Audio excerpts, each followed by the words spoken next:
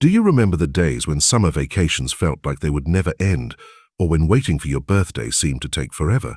As children, time seemed to stretch out endlessly, making each moment feel long and significant.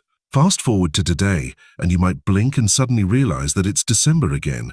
Time flies by so quickly now that many people often wonder, why does time feel like it's sprinting as we grow older? Clocks haven't changed. They still tick at the same speed. Yet, your brain keeps asking, where did the year go? Here's something interesting: time isn't speeding up. The issue is not with time itself, but how we measure it. More than a century ago, a French philosopher named Henry Bergson uncovered this strange phenomenon. He argued that clocks, calendars, and deadlines have brainwashed us into seeing time as something cold and mechanical, like a straight line.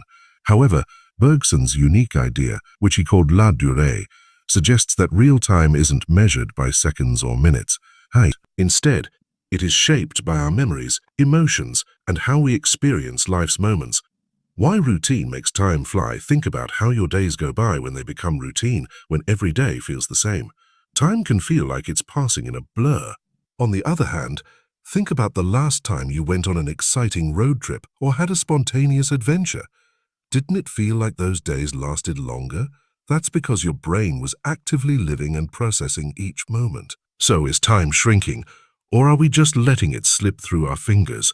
The answer might surprise you, and it involves the fascinating ideas of Bergson and how to take control of time before it's gone. Birthdays, holidays, and Mondays all feel faster. Here's why: you're not alone in thinking that birthdays, holidays, and even ordinary Mondays seem to come around more quickly these days. One minute, you're making New Year's resolutions, and the next, it feels like you're scrambling for Halloween costumes. Wasn't it just June yesterday? Science backs this up.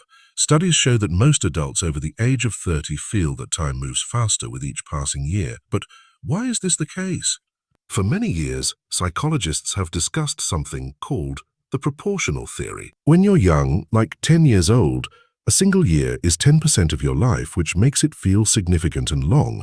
However, by the time you're 50, a year is just 2% of your life, so it feels much shorter in comparison. Your brain is literally scaling time based on your age, but that's only part of the story.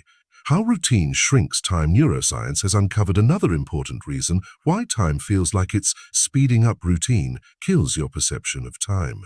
When life becomes predictable and you're doing the same things every day, like commuting to work, attending meetings, or scrolling through Netflix, your brain stops forming new, vivid memories. Without these new experiences, there are no mental markers to anchor your sense of time, making everything feel like one long blur. Here's where things get even more interesting. There was a famous debate between two of the greatest minds in history, Albert Einstein and Henry Bergson. Their debate over time wasn't just about science. It was about what it means to live as a human being. The battle between Einstein and Bergson. How time works. Einstein, as we all know, was a genius physicist whose theory of relativity changed the way we understand the universe. According to Einstein, time is a fourth dimension, measurable and fixed. Time for Einstein was the same everywhere. It ticked identically across the universe, like a universal clock. Bergson, however, had a different perspective. He argued that this view of time was missing something essential. For him, Einstein's clock time was like a lifeless tool useful for science, but missing the richness of real, lived human experience. Bergson believed that la durée, or lived time, was fluid, personal, and shaped by our consciousness. It's why a minute of boredom can feel like an eternity, while a year filled with joy can seem to vanish in the blink of an eye. In other words, Einstein saw time as a physical dimension, something that could be measured and calculated, while Bergson saw time as the essence of being human. For Bergson, aging was not just a physical process, it was a reflection of modern life's tendency to swap meaningful experiences for efficiency. We have traded the richness of life's moments for the cold, mechanical ticking of clocks. Two versions of time. Bergson's work introduced the idea that there are two versions of time. The first version is clock time. It's the cold, uniform, and relentless time that you see on your phone or watch, split into seconds, minutes, and hours. This is the time we often use to organize our days, schedule meetings, and make sure we're on time. The second version is lived time, which is warm, elastic, and unpredictable. This is the time you feel when you're lost in a great conversation, experiencing a creative flow, or going through an emotional crisis. Lived time doesn't follow the strict rules of the clock. It bends and changes depending on how engaged you are with the present moment.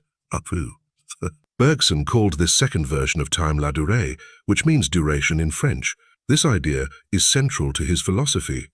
He argued that real time is not a straight line of seconds, minutes, and hours. It's more like a river that bends, swirls, and changes speed depending on where you are standing. The tyranny of clock time, modern life, runs on clock time. From the moment we're born, we're trained to see time as a resource, something to spend or waste. But Bergson warned that this perspective turns us into prisoners of efficiency. Clocks and calendars are useful tools for organizing society, but they aren't the truth about existence. Think of it this way. A map of a city like Paris is not the city itself. In the same way, clock time is not time itself. It's just a simplified version we use to make sense of things. How lived time works, Bergson's idea of la durée is that lived time is not just about the clock. It's about how you experience life through your consciousness. It's the flow of memories, sensations, and emotions that come together to form your experience of being alive. Here's an example. Have you ever noticed how 10 minutes in a boring meeting can feel like an eternity, while 10 minutes spent laughing with friends disappears in the blink of an eye? That's because your brain doesn't count seconds. It weaves stories out of your experiences. When you're bored, your mind focuses on every passing moment, which makes time feel like it's dragging. But when you're fully engaged and living in the moment, time compresses, and the experience feels shorter. Bergson called this the paradox of intensity. The richer the moment, the faster it seems to pass by. It's why those amazing vacations or adventures seem to fly by in the moment, even though they're packed with memories. How memory warps time. Bergson also had an interesting idea about memory. He believed that your past isn't dead or gone. It's alive and influencing your present moment. Every memory, habit, and emotion you have bleeds into how you perceive time right now. For instance, trauma can make even a few minutes feel like hours, while nostalgia can make decades feel like they passed by in a flash. This is one reason why time seems to speed up as we age. As we grow older, our brain has fewer first-time experiences to anchor memories. Life becomes more routine, and without vivid markers, your mind lumps together days, weeks, and even years, making them feel like they've flown by in the blink of an eye. Bergson versus Einstein. A clash of ideas. One of Bergson's biggest intellectual battles was with Einstein, who famously reduced time to a coordinate in space, like length or width.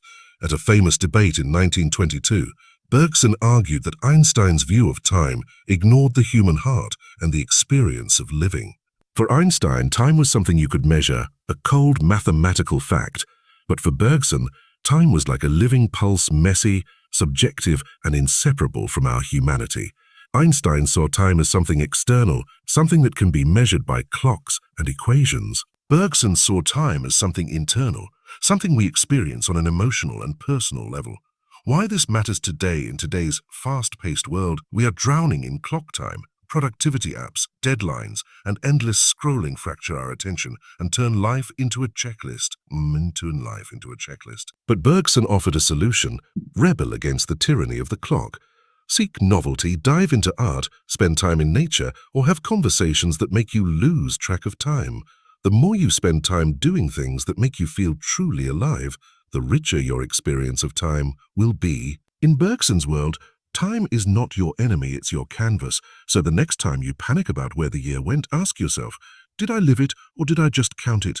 The science of time perception. We often wonder how science explains this subjective experience of time. Modern neuroscience has made significant strides in explaining why we perceive time the way we do. It turns out your brain doesn't have a specific clock, like the ticking clock on the wall. Instead, your sense of time is linked to several brain functions, including attention, memory, and even your emotional state. When you pay close attention to something, your brain creates detailed memories. More memories mean more mental markers in time, which makes that period feel longer.